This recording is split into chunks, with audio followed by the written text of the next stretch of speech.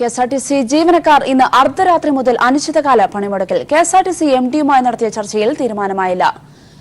വിശദാംശങ്ങൾ നൽകാൻ ഷീജ ചേരുകയാണ്. ഷീജ, സിഎംഡിയുമായി നടത്തിയ ചർച്ച പരാജയപ്പെട്ട ഒരു സാഹചര്യമാണ്. തൊഴിലാളി യൂണിയനുകൾ ഏതു തരത്തിലാണ് തങ്ങളുടെ നിലപാട് വ്യക്തമാക്കിയിരിക്കുന്നത്? വിശദാംശങ്ങൾ. ക്രിസ്റ്റി, പ്രധാനമായും KSRTC CMD Tomin J Thachankary സംയുക്ത തൊഴിലാളി യൂണിയനുകളുമായി നടത്തിയ ചർച്ച പരാജയപ്പെട്ട സാഹചര്യത്തിലാണ് ഇന്ന് അർദ്ധരാത്രി മുതലുള്ള അനിശ്ചിതകാല പണിമുടക്ക് സമരവുമായി മുന്നോട്ട് പോകാൻ തൊഴിലാളി യൂണിയനുകൾ തീരുമാനിച്ചത്. ഈ ഒരു ചർച്ചയിൽ പ്രധാനമായും സിഎംഡി അവർക്ക് തൊഴിലാളികളോട് വ്യക്തമാക്കിയത് ഡിസംബർ മാസത്തെ ശമ്പളത്തോടൊപ്പം DA നൽകിയിട്ടുണ്ട്. ഒപ്പം തന്നെ താൽക്കാലിക ജീവനക്കാരെ പിരിച്ചുവിട്ടത് അത് ഹൈക്കോടതിയുടെ ഉത്തരവിനെ തുടർന്നാണ്. അതുകൊണ്ട് തന്നെ അതിൽ സർക്കാർ പ്രത്യേകിച്ചും മാനേജ്മെന്റിന് മറ്റൊരു രീതിയിൽ ഒരു നടപടിയിലേക്ക് കടക്കാൻ സാധിക്കുകയില്ല. ഡ്യൂട്ടി പരിഷ്കരണ നടപടികൾ അത് നടക്കുക തന്നെയാണ്, നടന്നു വരികയാണ്. ഒപ്പം തന്നെ ശമ്പള പരിഷ്കരണം അത് സർക്കാർ തലത്തിൽ തീരുമാനിക്കേണ്ടതാണ്. അതിൽ മാനേജ്മെന്റിന് മാത്രം സ്വന്തം നിലയ്ക്ക് ഒന്നും നടപടി സ്വീകരിക്കാൻ സാധിക്കുകയില്ല എന്നുള്ള കാര്യവും CMD ഈ ഒരു ചർച്ചയിൽ തൊഴിലാളി യൂണിയനുകളെ അറിയിച്ചു. എംപാനൽ ജീവനക്കാരെ തിരിച്ചെടുക്കുന്ന കാര്യത്തിൽ സംസ്ഥാന സർക്കാരിന് ഇതിനോടകം തന്നെ മാനേജ്മെന്റ് കത്ത് നൽകിയിട്ടുണ്ടെന്നും അതുകൊണ്ട് തന്നെ ഈ ഒരു പണിമുടക്ക് ഒഴിവാക്കണം എന്നുള്ള ഒരു ആവശ്യം തന്നെയാണ് പ്രധാനമായും CMD ടോമിൻ ജെ തച്ചങ്കരി തൊഴിലാളി യൂണിയനുകൾക്ക് മുന്നിൽ വെച്ചത്. പക്ഷേ പണിമുടക്കുമായി മുന്നോട്ട് പോകാനാണ് നിലവിലിപ്പോൾ സംയുക്ത തൊഴിലാളി യൂണിയനുകൾ തീരുമാനിച്ചിരിക്കുന്നത്. തച്ചങ്കരി ഈ ഒരു സ്ഥാപനത്തെ തകർക്കാനുള്ള അജണ്ടയുമായാണ് മുന്നോട്ട് പോകുന്നത് എന്ന് തൊഴിലാളി യൂണിയനുകൾ അഭിപ്രായപ്പെട്ടു. ഒപ്പം തന്നെ ഗതാഗത സെക്രട്ടറി നൽകിയിട്ടുള്ള റിപ്പോർട്ട് അത് തച്ചങ്കരി മറച്ചുവെക്കുന്നു എന്നാണ് പ്രധാനമായും ഈ രീതിയിൽ തൊഴിലാളികൾ ആരോപിക്കുന്നത്. പണിമുടക്കുമായി മുന്നോട്ട് പോയാൽ എന്ത് ചെയ്യണം എന്നുള്ള കാര്യം അത് സർക്കാരുമായി ആലോചിച്ച് തീരുമാനിക്കാറുണ്ട്. ഈ ഒരു സാഹചര്യത്തിൽ CMD തീരുമാനിച്ചിട്ടുള്ളത് അത് തന്നെയാണ് ടോമിൻ ജെ തച്ചങ്കരി വ്യക്തമാക്കിയത്. ഈ ഒരു പ്രത്യേകിച്ചും ഇപ്പോഴത്തെ ഒരു സാഹചര്യത്തിൽ KSRTCയുടെ ഒരു പണിമുടക്ക്, അനിശ്ചിതകാല പണിമുടക്ക് അത് KSRTCയെ കൂടുതൽ സാമ്പത്തിക ബാധ്യതയിലേക്കായിരിക്കും കൊണ്ടുചെന്നെത്തിക്കുക. അതിന്റെ ഭാഗമായിട്ട് ഈ സമരം ഒഴിവാക്കുന്നതിന് വേണ്ടിയിട്ടായിരുന്നു ഇന്ന് രാവിലെ ഈ രീതിയിലൊരു ചർച്ച മാനേജ്മെന്റുമായി വെച്ചത്. പക്ഷേ തങ്ങളുടെ നിലപാടുകളിൽ വിട്ടുവീഴ്ചയ്ക്ക് തയ്യാറല്ല എന്നൊരു നിലപാട് തന്നെയാണ് സംയുക്ത തൊഴിലാളി യൂണിയനുകളും സ്വീകരിച്ചിട്ടുള്ളത്. ഈ ഒരു ഘട്ടത്തിലാണ് ചർച്ച പരാജയപ്പെടുന്നതും ഇന്ന് അർദ്ധരാത്രി മുതൽ പണിമുടക്കുമായി മുന്നോട്ട് പോകാൻ ഈ തൊഴിലാളി യൂണിയനുകൾ തീരുമാനിക്കുന്നതും. കെഎസ്ആർടിസി തൊഴിലാളി യൂണിയനുകൾ CMDയുമായി നടത്തിയ ചർച്ച പരാജയപ്പെട്ടതിനെ തുടർന്ന് ഇന്ന് അർദ്ധരാത്രി മുതൽ അനിശ്ചിതകാല സമരത്തിലേക്ക്. വിശദാംശങ്ങൾ നൽകിയത് ഷീജയാണ്. അതേസമയം KSRTC സമരത്തിനെതിരെ ഹൈക്കോടതി. നിയമപരമായി പരിഹാരം തേടാമെന്നിരിക്കെ എന്തിനാണ് സമരമെന്ന് കോടതി ചോദിച്ചു. ജനങ്ങളെ ബുദ്ധിമുട്ടിച്ച് വേണോ സമരമെന്നും കോടതി ചോദിച്ചു. അനുരഞ്ജന ചർച്ചയുടെ വിവരങ്ങൾ അറിയിക്കാനും സർക്കാരിനോട് കോടതി ആവശ്യപ്പെട്ടു. വിശദാംശങ്ങളുമായി സലീം മുഹമ്മദ് ചേരുകയാണ്. സലീം മുഹമ്മദ്, KSRTC തൊഴിലാളി യൂണിയനുകളുടെ അനിശ്ചിതകാല പണിമുടക്കിനെ നിയമപരമല്ല എന്നതിനും അപ്പുറം എത്രത്തോളം കടുത്ത ഭാഷയിലാണ് കോടതി വിമർശിച്ചത്? വിശദാംശങ്ങൾ. ഇന്ന് രാവിലെയാണ് ടുഡേ ഇന്ന് തന്നെ പരിഗണിക്കണം എന്ന അഭ്യർത്ഥനയോടുകൂടി ഇത്തരമൊരു ഹർജി കോടതിയിലെത്തിയത്. ചീഫ് ജസ്റ്റിസ് അധ്യക്ഷനായ ഡിവിഷൻ ബെഞ്ചാണ് ഈ ഹർജി പരിഗണിക്കുന്നത്. അതായത് ഹർജിക്കാരുടെ ആവശ്യം, സെന്റർ ഫോർ കൺസ്യൂമർ എഡ്യൂക്കേഷൻ എന്ന ഉപഭോക്തൃ സംഘടനയാണ് ഹർജിയുമായി എത്തിയത്. അവരുടെ ആവശ്യം പണിമുടക്ക് തടഞ്ഞ് ഉത്തരവാകണം എന്നുള്ളതാണ്. അത് പരിഗണിക്കവേ പ്രാഥമികമായ ഒരു വാദം അല്പം മുമ്പ് കോടതി കേട്ടു. അപ്പോഴാണ് ചില പരാമർശങ്ങൾ ചീഫ് ജസ്റ്റിസിന്റെ ഭാഗത്തുനിന്നുണ്ടായത്. അനുരഞ്ജന ചർച്ച നടക്കുകയാണല്ലോ, അപ്പോൾ എന്തിനാണ് ഇപ്പോൾ സമരം പ്രഖ്യാപിച്ചിരിക്കുന്നത്? അനാവശ്യ സമരങ്ങൾ നിയമവിരുദ്ധമാണ് എന്ന് കോടതി ഓർമ്മിപ്പിക്കുകയും ചെയ്തു. ഇത് ഈ വിഷയങ്ങൾക്ക്, അതായത് തൊഴിലാളികൾ ഉന്നയിക്കുന്ന വിഷയങ്ങൾക്ക് നിയമപരമായി പരിഹാരം നേടാമല്ലോ, പിന്നെ എന്തിനാണ് ഇപ്പോൾ സമരം എന്നാണ് കോടതി ചോദിച്ചത്. ജനങ്ങളെ ബുദ്ധിമുട്ടിക്കരുത്, പ്രശ്നങ്ങൾ പരിഹരിക്കാൻ ശ്രമിക്കുകയല്ലേ വേണ്ടത്, യാത്രക്കാരുടെ അതായത് ജനങ്ങളുടെ അവകാശങ്ങൾ കൂടി നിങ്ങൾ പരിഗണിക്കേണ്ടതല്ലേ എന്ന് കോടതി സമരക്കാരോട് ചോദിച്ചു. ഏതായാലും അനുരഞ്ജന ചർച്ച നടക്കുകയാണല്ലോ, അതിന്റെ വിശദാംശങ്ങൾ അറിയിക്കുക എന്ന് സർക്കാർ അഭിഭാഷകനോട് കോടതി പറഞ്ഞിട്ടുണ്ട്. ഇന്ന് 1:45 വീണ്ടും ഈ ഹർജി പരിഗണിക്കും. പ്രധാനപ്പെട്ട കാര്യം ഇതിൽ എന്തെങ്കിലും ഇന്ന് ഓർഡർ ഉണ്ടാകുമോ എന്നുള്ളതാണ്.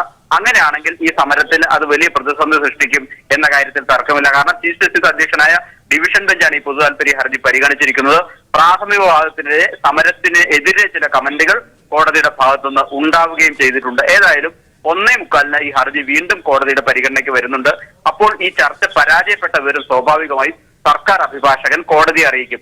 അപ്പോൾ എന്താണ് കോടതി പറയാൻ പോകുന്നത് എന്നുള്ളത് വളരെ നിർണായകമാണ്. KSRTC സമരത്തിനെതിരെ ഹൈക്കോടതി. KSRTCയുടെ അനിശ്ചിതകാല പണിമുടക്ക് നിയമപരമല്ലെന്നും യാത്രക്കാരെ ബുദ്ധിമുട്ടിച്ച് ആവരുത് സമരമെന്നും കോടതി വിമർശിച്ചു. വിശദാംശങ്ങൾ നൽകിയത് സലീം മുഹമ്മദാണ്. മറ്റൊരു വാർത്തയിലേക്ക്. ശബരിമല ദർശനത്തിനെത്തിയ യുവതികളെ പ്രതിഷേധക്കാർ നീലിമലയിൽ 3 മണിക്കൂറിലധികം തടഞ്ഞുവെച്ചു. ഇതിനെ തുടർന്ന് പോലീസ് ഇവരുമായി മലയിറങ്ങി. യുവതികളെ തടഞ്ഞ 5 പേരെ പോലീസ് അറസ്റ്റ് ചെയ്തിട്ടുണ്ട്. കണ്ണൂർ സ്വദേശിനി രേഷ്മ, നിശാന്ത്, ഷാനില എന്നിവരാണ് അയ്യപ്പ ദർശനത്തിന് എത്തിയത്.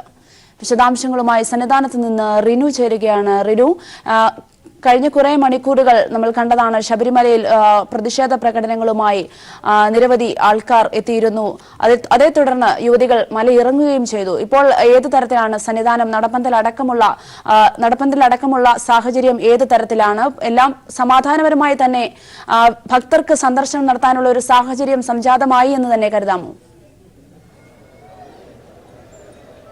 ക്രിസ്റ്റി, സന്നിധാനത്ത് രാവിലെ മുതൽ പമ്പയിൽ വലിയ രീതിയിലുള്ള ഒരു പ്രതിഷേധം ഉണ്ടായെങ്കിലും സന്നിധാനത്ത് യാതൊരുവിധ ബുദ്ധിമുട്ടുകളും ഉണ്ടായിരുന്നില്ല. ഭക്തജനങ്ങളെല്ലാം തന്നെ സമാധാനത്തോടുകൂടി അയ്യപ്പ ദർശനം നടത്തി ഭക്തിസാന്ദ്രമായ ഒരു സാഹചര്യത്തിൽ തിരിച്ചു മടങ്ങുന്ന ഒരു കാഴ്ച തന്നെയാണ് നമുക്ക് കാണാൻ കഴിഞ്ഞത്. യാതൊരുവിധ ബുദ്ധിമുട്ടുകളും ഇല്ല. ഇന്ന് മാസപൂജയുടെ 2ാം ദിവസമാണ്.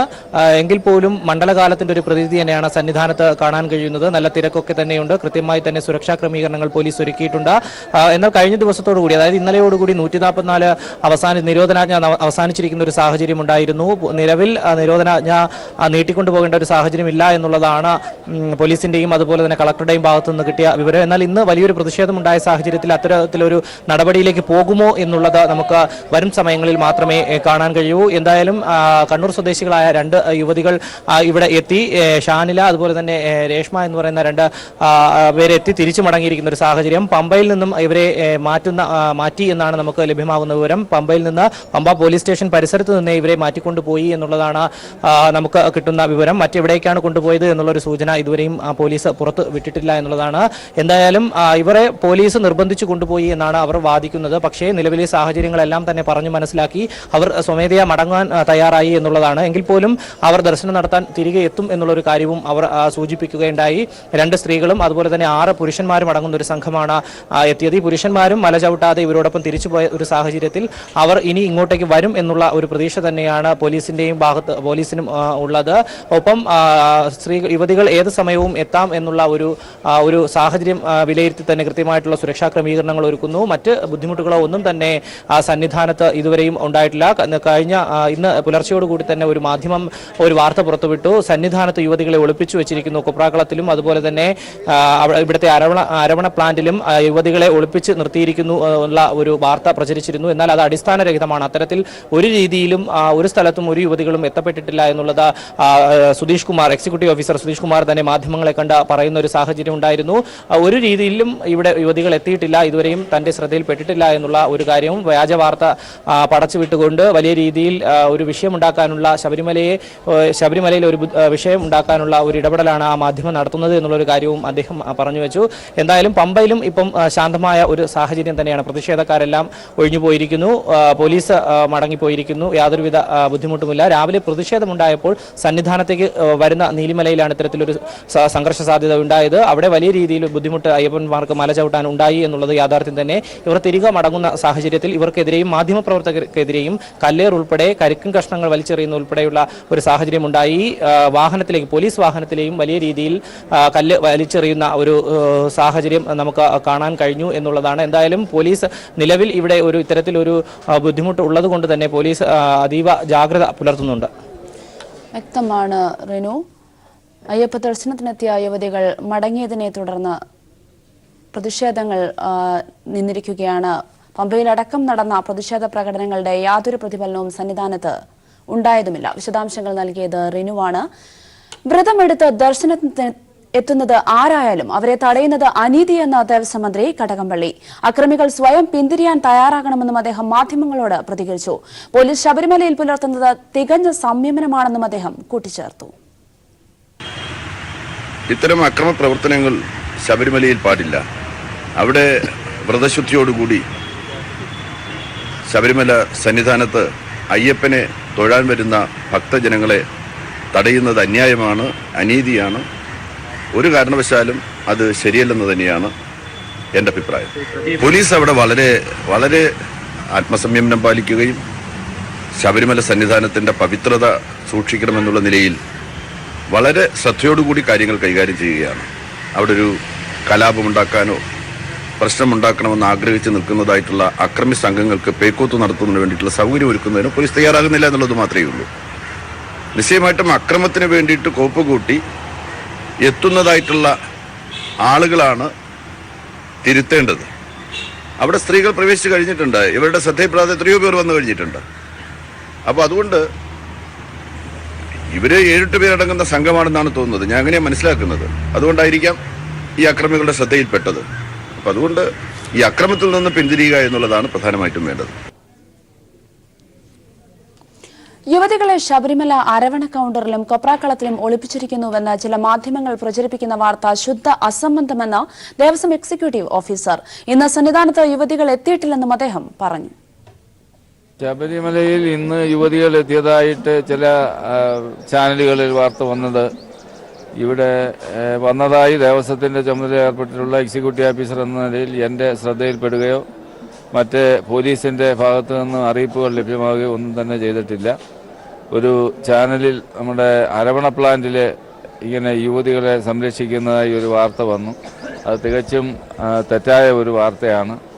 അത്തരത്തിലൊരു വാർത്ത ഈ ശബരിമലയെ സംബന്ധിച്ച് നമ്മൾ സംരക്ഷിക്കുന്നു എന്ന് പറയുന്ന ആ വാർത്ത അത്തരത്തിൽ ആ ചാനൽ പുറത്തുവിട്ടത് ഒഴിവാക്കേണ്ട ഒരു സംഗതി തന്നെയാണെന്നാണ് എനിക്ക് പറയാനുള്ളത്.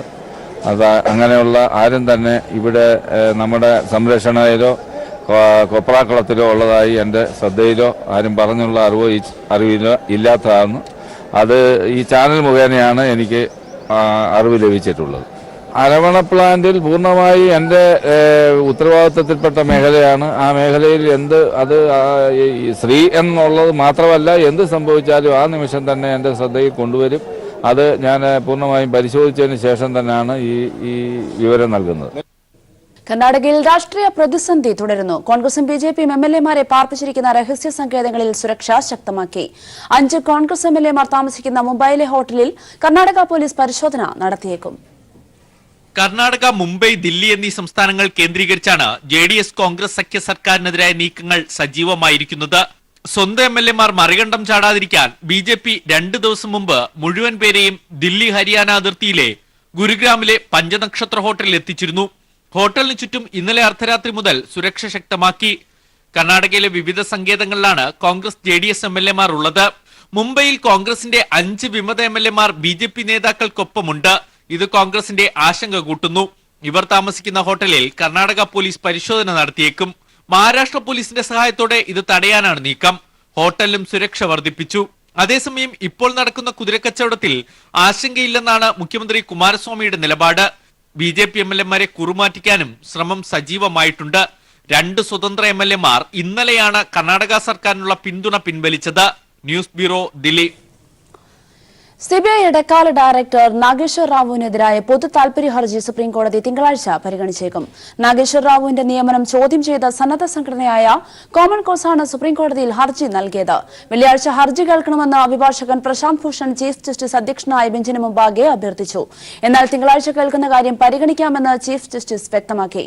ഇടക്കാല ഡയറക്ടറെ നിയമിക്കേണ്ടത് പ്രധാനമന്ത്രി അധ്യക്ഷനായ ഉന്നതാധികാര സമിതിയാണ്. എന്നാൽ നാഗേശ്വർ റാവുവിനെ നിയമിച്ചത് അങ്ങനെയല്ലാത്തതിനാൽ നിയമനം റദ്ദാക്കണമെന്നാണ് കോമൺ കോസിന്റെ വാദം.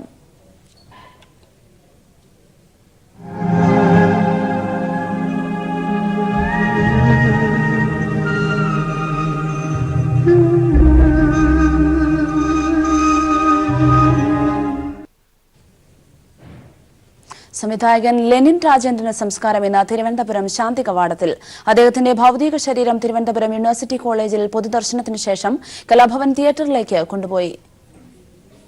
വിശദാംശങ്ങളുമായി ജീവൻ ചേരുകയാണ്. ജീവൻ, തങ്ങളുടെ പ്രിയപ്പെട്ട കലാകാരനെ അന്ത്യാഞ്ജലി അർപ്പിക്കാൻ എത്രത്തോളം ആൾക്കാരാണ് വിവിധ തുറകളിൽ നിന്ന് എത്തുന്നത്? വിശദാംശങ്ങൾ. ക്രിസ്ത്യൻ രാവിലെ പറഞ്ഞതിലും ഏതാണ്ട് 1 മണിക്കൂർ വൈകിയാണ് അദ്ദേഹത്തിന്റെ പണ്ഡിറ്റ് കോളനിയിലെ വസതിയിൽ നിന്നും യൂണിവേഴ്സിറ്റി കോളേജിലേക്ക് അദ്ദേഹത്തിന്റെ മൃതദേഹം എത്തിച്ചത്. മൃതദേഹത്തിൽ അന്തിമോപചാരം അർപ്പിക്കുന്നതിനായി സമൂഹത്തിന്റെ നാനാ തുറകളിൽപ്പെട്ട നിരവധി പേരാണ് യൂണിവേഴ്സിറ്റി കോളേജിൽ എത്തിച്ചേർന്നത്. രാവിലെ യൂണിവേഴ്സിറ്റി കോളേജിൽ പൂർവ്വ വിദ്യാർത്ഥി സംഘടനയുടെ നേതൃത്വത്തിലാണ് അവിടെ ചടങ്ങുകൾ ക്രമീകരിച്ചിരുന്നത്. യൂണിവേഴ്സിറ്റി കോളേജിലെ വിദ്യാർത്ഥികളും അതോടൊപ്പം തിരുവനന്തപുരം നഗരത്തിന്റെ പ്രധാന പൗരാവലിയും അവിടേക്ക് ഒഴുകിയെത്തി. അതിനുശേഷം 11 മണിയോടുകൂടി അരമണിക്കൂർ മാത്രമാണ് യൂണിവേഴ്സിറ്റി കോളേജിൽ പൊതുദർശനത്തിന് വെച്ചത്. ഇപ്പോൾ മൃതദേഹം അദ്ദേഹത്തിന്റെ കർമ്മമണ്ഡലമായ KSFDCയുടെ ഓഫീസ് കൂടി സ്ഥിതി ചെയ്യുന്ന കലാഭവൻ തിയേറ്ററിൽ പൊതുദർശനത്തിനായി വെച്ചിരിക്കുകയാണ്. പൊതുദർശനത്തിൽ വെച്ച മൃതദേഹത്തിൽ മന്ത്രിമാരായ KK Shailaja, TP Ramakrishnan, AK ബാലൻ, P രവീന്ദ്രനാഥ്, മുൻ മുഖ്യമന്ത്രി ഉമ്മൻചാണ്ടി, മുൻ മന്ത്രി KC ജോസഫ്, മുൻ KPCC അധ്യക്ഷൻ VM Sudheeran, Suresh Gopi MP, P Somaprasad, VD Satheesan MLA, VS Sunilkumar, P Divakaran, Mullakkara Ratnakaran, Kamal, TV Chandran, Nedumudi Venu, Alencier, V Madhusoodana Nair, Sudheer Karamana, KS Sabarinathan, MR Gopakumar, P Sreekumar, Maniyanpilla Raju, mayor VK Prasanth, Rajbhavan Unnithan തുടങ്ങി സമൂഹത്തിന്റെ നാനാ തുറകളിൽപ്പെട്ട സാമൂഹിക, സാംസ്കാരിക, രാഷ്ട്രീയ മണ്ഡലങ്ങളിൽപ്പെട്ടവർ അന്തിമോപചാരം അർപ്പിക്കുകയാണ്. ഇപ്പോൾ 1 മണിവരെ ഇവിടെ ഇത് മൃതദേഹം പൊതുദർശനത്തിൽ വെക്കും. അതിനുശേഷം 1 മണിക്ക് ശേഷം 1:30യോടുകൂടി ഇവിടെ നിന്നും ശാന്തി കവാടത്തിലേക്ക് മൃതദേഹം കൊണ്ടുപോകുക. അവിടെ V മധുസൂദനൻ നായർ അതോടൊപ്പം അദ്ദേഹത്തിന്റെ കവിതകളും എല്ലാം ആലപിച്ചുകൊണ്ടുള്ള ഒരു പരിപാടി അവിടെ മൃതദേഹം സംസ്കരിക്കുന്നതിനോടനുബന്ധിച്ച് അവിടെ ഒരുക്കിയിട്ടുണ്ട്. കവിതാലാപനങ്ങളുടെ പശ്ചാത്തലത്തിലായിരിക്കും മലയാളത്തിന്റെ പ്രിയങ്കരനായ സിനിമാ പ്രവർത്തകൻ ലെനിൻ രാജേന്ദ്രന് കേരളം വിട നൽകുക. ശരി ജീവൻ. സംവിധായകൻ ലെനിൻ രാജേന്ദ്രന്റെ സംസ്കാരം ഇന്ന് ശാന്തി കവാടത്തിൽ നടക്കും. ലെനിൻ രാജേന്ദ്രൻ ഓർമ്മയാകുമ്പോൾ കയ്യൂരിന് നഷ്ടമാകുന്നത് ഈ നാടിന്റെ പോരാട്ട ചരിത്രം അഭ്രപാളികളിലേക്ക് പകർത്തിയ പ്രിയ സംവിധായകനെ കൂടിയാണ്. വിഖ്യാത സംവിധായകൻ മൃണാൾ സെന്നും ജോൺ എബ്രാഹവും ആഗ്രഹിച്ച ഈ സിനിമ യാഥാർത്ഥ്യമാക്കാൻ അവസരം ലഭിച്ചത് ലെനിൻ രാജേന്ദ്രനാണ്. മീനമാസത്തിലെ സൂര്യനിലൂടെ കയ്യൂരിന്റെ സമരഗാഥയുടെ ദൃശ്യാവിഷ്കാരം ലെനിൻ പുതിയ തലമുറയ്ക്ക് കൈമാറി. അനുഗ്രഹീത സംവിധായകൻ ലെനിൻ രാജേന്ദ്രന്റെ ശ്രദ്ധേയമായ സിനിമകളിലൊന്നാണ് മീനമാസത്തിലെ സൂര്യൻ. കയ്യൂർ രക്തസാക്ഷികളായ അപ്പു, ചിരികൊണ്ടൻ, അബൂബക്കർ, കുഞ്ഞിമ്പു നായർ എന്നിവർ കേന്ദ്ര കഥാപാത്രങ്ങളായ മീനമാസത്തിലെ സൂര്യൻ സാമ്രാജ്യത്വത്തിനും ജന്മി നാടുവാഴിത്തത്തിനുമെതിരെയുള്ള ജനങ്ങളുടെ ചെറുത്തുനിൽപ്പിന്റെ കഥ കൂടിയാണ്. ബാലൻ K നായർ, മുരളി, വേണുനാഗവള്ളി, നടി സൂര്യ തുടങ്ങിയവർ മീനമാസത്തിലെ സൂര്യനിലെ പ്രധാന അഭിനേതാക്കളായിരുന്നു. 1985-86 കാലത്തായിരുന്നു കയ്യൂരിൽ മീനമാസത്തിലെ സൂര്യൻ ചിത്രീകരിച്ചത്. ചരിത്രത്തോട് നീതി പുലർത്തിയ ഈ സിനിമയുടെ ചിത്രീകരണത്തിന് കയ്യൂർ ജനതയൊന്നാകെ പിന്തുണച്ചു. നിരവധി നാട്ടുകാർ കഥാപാത്രങ്ങളായി. കലാമൂല്യം ചോർന്നുപോകാതെ കയ്യൂരിന്റെ സമരചരിത്രം അഭ്രപാളികളിലേക്ക് പകർത്താൻ സാധിച്ചുവെന്നതാണ് ലെനിൻ രാജേന്ദ്രൻ കാണിച്ച മികവ്. കയ്യൂരിനെക്കുറിച്ച് സിനിമ നിർമ്മിക്കാൻ വിഖ്യാത ചലച്ചിത്രകാരൻ മൃണാൾ സെൻ കയ്യൂരിലെത്തിയെങ്കിലും യാഥാർത്ഥ്യമായില്ല. ജോൺ എബ്രഹാമിന്റെ ശ്രമം തിരക്കഥയിലൊതുങ്ങി. ലെനിൻ രാജേന്ദ്രൻ സിനിമ യാഥാർത്ഥ്യമാക്കി. Sunny Joseph, news bureau, Kasaragod. മുനമ്പം മനുഷ്യക്കടത്ത് കേസിൽ നിർണായകമായ വിവരങ്ങൾ ലഭിച്ചതായി അന്വേഷണ സംഘം. പോയവരെക്കുറിച്ചും കൊണ്ടുപോയവരെക്കുറിച്ചും സൂചന കിട്ടിയെന്ന് കൊച്ചി റേഞ്ച് IG വിജയ് സാഖറെ പറഞ്ഞു. അതേസമയം ബോട്ടിന്റെ ഉടമയായ തിരുവനന്തപുരം സ്വദേശി അനിൽകുമാറിനെ ചോദ്യം ചെയ്യലിന് ശേഷം കസ്റ്റഡിയിലെടുത്തതായും സൂചന. മുനമ്പം മനുഷ്യക്കടത്ത് കേസിൽ നിർണായകമായ വിവരങ്ങൾ ലഭിച്ചതായാണ് അന്വേഷണ സംഘം നൽകുന്ന വിവരം. മുനമ്പത്തെയും ചോറ്റാനിക്കരയിലെയും ലോഡ്ജുകളിൽ നടത്തിയ പരിശോധനയിൽ നിന്നും ലഭിച്ച വിവരങ്ങൾ മനുഷ്യക്കടത്ത് നടന്നുവെന്ന് തന്നെയാണ് സൂചിപ്പിക്കുന്നത്.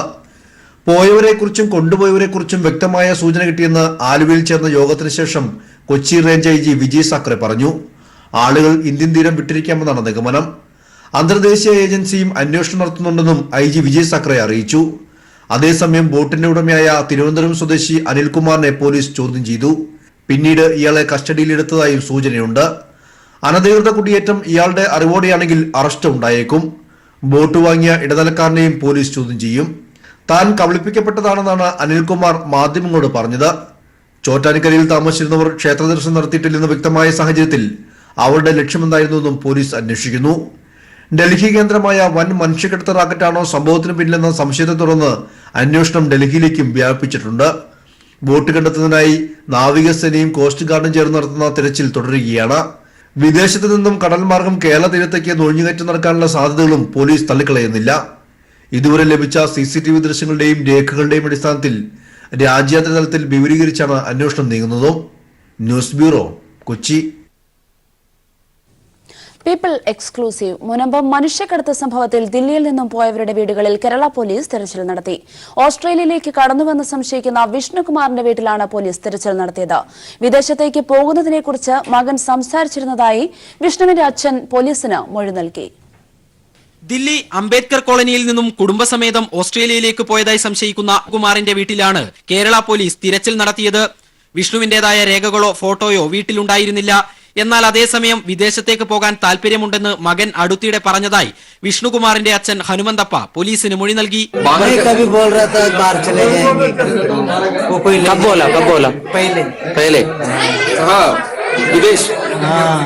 വിഷ്ണുവിന്റെ ഭാര്യയുടെ ബദർപൂരിലെ വസതിയിലും പോലീസ് പരിശോധന നടത്തി.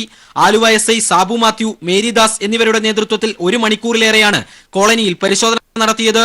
ദില്ലി കേന്ദ്രീകരിച്ച് സംഘം വരും ദിവസങ്ങളിലും അന്വേഷണം തുടരും. ദില്ലിയിൽ നിന്നുള്ളവരെ കേരളത്തിലെത്തിക്കാൻ സഹായിച്ചയാളുകളെ കണ്ടെത്തി അന്വേഷണം വിപുലീകരിക്കാനാണ് സംഘത്തിന്റെ തീരുമാനം. ക്യാമറാമാൻ ശൈലേഷ് കല്ലായിക്കൊപ്പം Sarath K Sasi, news bureau, Delhi. Idukki Naduppara estate ഇരട്ടക്കൊലപാതക കേസിൽ അറസ്റ്റ് ഇന്നുണ്ടാകും. കൊലപാതകയെ സഹായിച്ചതിന് കസ്റ്റഡിയിലായ ദമ്പതികളുടെ അറസ്റ്റാണ് രേഖപ്പെടുത്തുക. റിസോർട്ട് ഉടമ ജേക്കബ് വർഗീസ് എന്ന രാജേഷിനെയും ജീവനക്കാരൻ മുത്തയ്യെയും കൊലപ്പെടുത്തിയ കേസിൽ പ്രതി ബോബിൻ ഒളിവിലാണ്. കസ്റ്റഡിയിലുള്ളവരിൽ നിന്ന് ബോബിനെ കുറിച്ച് അന്വേഷണ സംഘത്തിന് കൂടുതൽ വ്യക്തത ലഭിച്ചു. ഒളിവിൽ പാർപ്പിച്ചതും ഏലം വിൽക്കാൻ ബോബിനെ സഹായിച്ചതും തങ്ങളാണെന്ന് പ്രതികൾ മൊഴി നൽകിയിട്ടുണ്ട്. പ്രതിഫലമായി 25,000 രൂപ കൈപ്പറ്റിയെന്നും ദമ്പതികൾ പോലീസിനോട് സമ്മതിച്ചു. റിസോർട്ടിലെ പരിശോധനയ്ക്കിടെ 2 തോക്കുകൾ കണ്ടെത്തിയതും കേസിൽ നിർണായകമാണ്. DGP നിയമന വിഷയത്തിൽ UPSC സെക്രട്ടറി ഇന്ന് സുപ്രീം കോടതിയിൽ ഹാജരാകും. ചീഫ് ജസ്റ്റിസ് അധ്യക്ഷനായ ബെഞ്ചിന് മുൻപാകെ ഹാജരാകണമെന്ന് കോടതി ഇന്നലെ സെക്രട്ടറിക്ക് നിർദ്ദേശം നൽകിയിരുന്നു. DGP നിയമനത്തിനായി IPS ഉദ്യോഗസ്ഥരുടെ പാനൽ തയ്യാറാക്കിയിട്ടുണ്ടോ എന്ന കാര്യം സെക്രട്ടറി ഇന്ന് കോടതിയെ അറിയിക്കും. സംസ്ഥാനങ്ങളിൽ DGP നിയമനത്തിനായി കോടതി നേരത്തെ മാർഗനിർദ്ദേശങ്ങൾ ഇറക്കിയിരുന്നു. ഈ വാർത്താ ബുള്ളറ്റിൻ പൂർണ്ണമാവുന്നു. നമസ്കാരം.